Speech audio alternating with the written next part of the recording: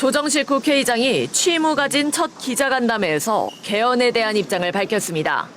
선거가 없는 내년이 개헌의 적기라면서 현직 대통령이 연임할 수 있도록 하는 개헌에 대해서도 국민 선택의 문제라고 말했습니다. 권력구조 개편 관계에서 이 현직 대통령의 연임 개헌 문제 이런 등등은 그건 결국 주권자인 국민 여론과 국민의 선택의 문제라고 저는 생각을 해요. 개헌 자문이나 개헌 특위를 통해 의견 수렴이 되지 않겠냐고도 했습니다. 조 의장은 그동안 대통령 4년 중임제 도입을 포함한 개헌을 언급한 적은 있지만 개헌 시 연임 규정을 현직 대통령에게 적용하는 문제를 거론한 건 이번이 처음입니다. 조 의장의 발언에 국민의힘은 연임 개헌을 추진한다면 그게 바로 내란이라며 공세를 퍼부었습니다. 국가의 근본인 헌법을 정권 수면 연장 수단으로 전락시키는 것은 결코 용납될 수 없습니다. 한동훈 의원은 소셜미디어에 공소 취소의 플랜 B로 연임 개헌을 준비하는 이재명 정권이라고 적었습니다. 헌법 제128조 2항은 대통령의 임기 연장 또는 중임 변경을 위한 헌법 개정은 현역 대통령에게 적용되지 않는다고 적시하고 있습니다. 네, 대통령 연임론이 제기됐습니다. 다른 사람도 아니고 조정식 국회의장 입에서 말이죠. 국민이 선택할 문제다 이렇게 이야기했지요. 현직 대통령의 연임에 대해서 말입니다. 시기상조라는 단서를 달긴 했지만 굳이 가능성을 열어두는 듯한 답변을 내놓은 것입니다. 분명히 해두지요. 저도 이재명 대통령을 누구보다도 지지하는 입장이지만 이 대통령의 연임은 불가능합니다. 현직 대통령에게 연임을 허용하려는 합법적이고 정당한 시도 또한 가능하지 않습니다. 가능하지 않아요. 대한민국 헌법 128조 2항은 이렇게 규정합니다. 대통령의 임기 연장 또는 중임 변경을 위한 헌법 개정은 그 헌법 개정 제안 당시의 대통령에 대해서는 효력이 없다. 해석의 여지가 없는 완벽한 문장입니다. 개헌을 통해서 대통령 연임제를 도입하더라도 그 개헌을 제안할 당시의 대통령, 즉 이재명 대통령 이후로는 적용할 수 없다는 뜻입니다. 네, 이재명 대통령 때에 이렇게 개헌을 시도한다면 이 대통령은 여기에 대상이 될 수 없다는 거예요. 연임의 대상이 될 수 없다는 겁니다. 이 조항은 단순한 법률 기술이 아닙니다. 대한민국 국민은 이승만의 4.4.5입 개헌과 박정희의 3선 개헌, 유신 헌법을 겪었습니다. 권력을 잡은 사람이 자신의 임기를 늘려가며 영구집권하려는 그렇게 하기 위해서 헌법을 고치는 비극을 반복하지 않겠다는 역사적 결단이 헌법 128조에 담겨 있습니다. 1987년 대통령 5년 단임제 역시 군사 독재의 장기 집권을 제도적으로 차단하려는 국민적 합의에서 탄생했습니다. 정치학에서는 이런 장치를 헌법적 자기 구속이라고 부릅니다. 민주주의가 순간적인 열광이나 권력자의 유혹에 휘둘리지 않도록 스스로의 손을 묶어두는 것이지요. 오디세우스가 사이렌의 유혹을 견디기 위해서 자신의 몸을 돛대에 묶었던 것처럼 민주주의도 권력 연장의 유혹 앞에서 헌법이라는 밧줄로 스스로를 묶습니다. 따라서 국민이 원하면 되는 것 아니냐라는 말은 민주주의의 절반만 이해하는 주장입니다.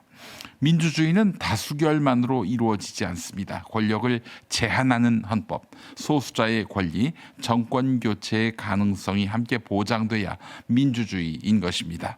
현직 권력자가 다수의 지지를 이용해서 자신에게 유리하도록 임기 규칙을 바꾸기 시작하면 그것은 민주주의의 확대가 아니라 민주주의의 후퇴가 되는 것입니다. 실제로 정치학계는 현직 대통령이 임기 제한을 변경하거나 우회하는 현상을 민주주의의 퇴행의 대표적 신호로 보고 있습니다. 더구나 연임론은 이재명 대통령에게 아무런 도움이 되지 않습니다.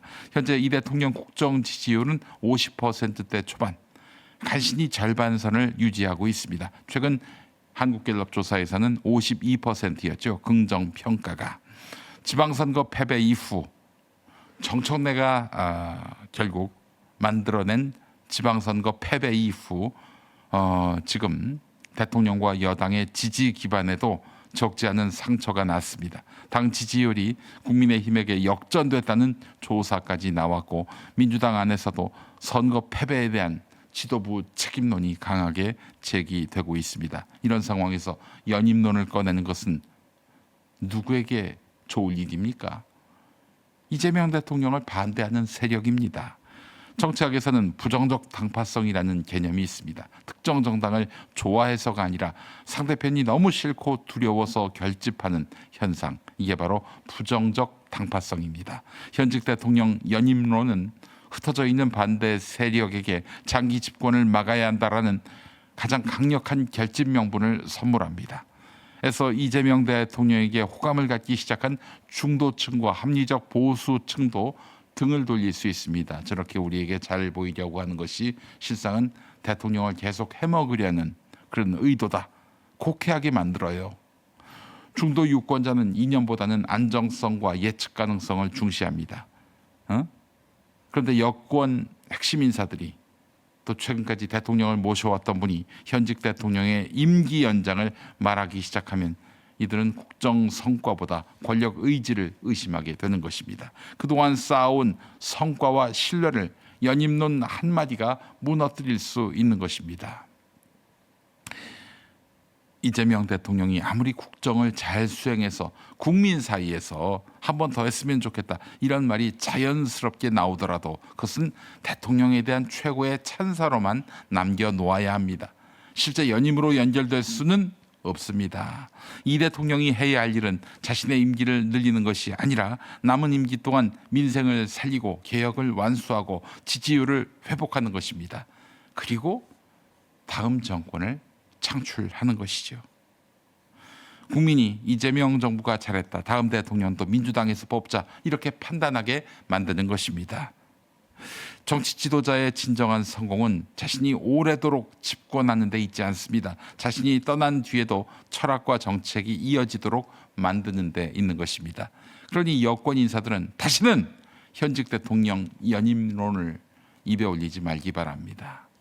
이재명 대통령을 위한다면 연임을 말할 것이 아니라 국정 성공을 도와야 합니다. 대통령을 오래 앉혀둘 국리를 할 것이 아니라 국민이 오래 기억할 성과를 만들어야 합니다.